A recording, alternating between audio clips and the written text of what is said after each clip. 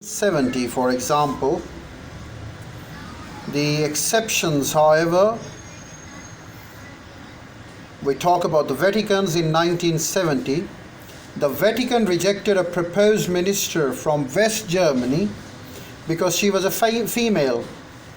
With these exceptions, however, women became an accepted and rapidly growing minority in the diplomatic missions, including the ambassadorial ranks.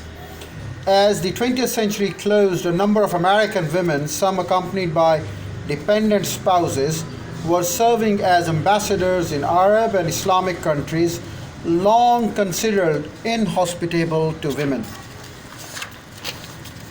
Before this trend began, women seemed to face almost insuperable difficulties in combining marriages with the nomadic careers of diplomacy.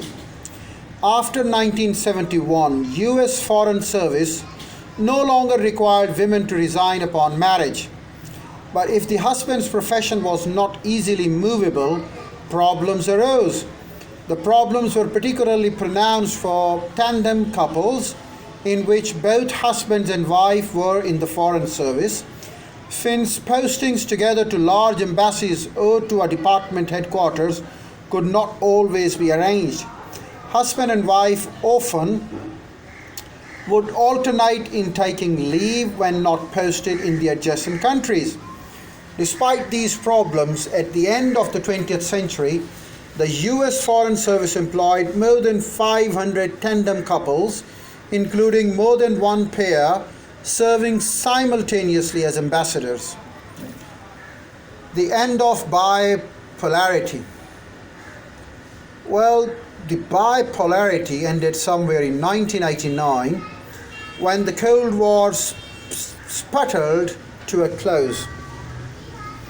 There were more than 7,000 diplomatic missions worldwide, most of which were embassies and thus headed by the ambassadors.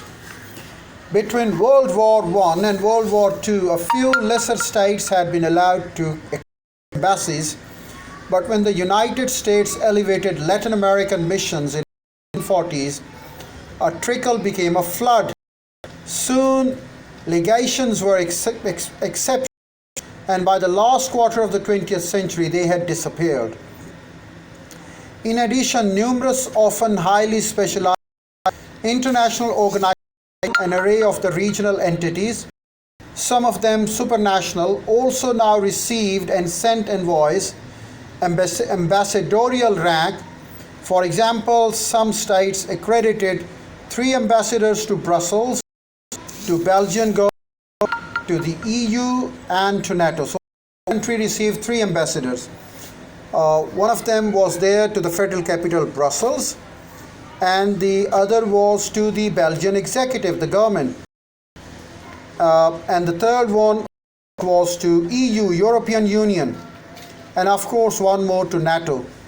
For Brussels, of course, the international relations with the Belgian government, and EU, again, a territorial instinct, and NATO, the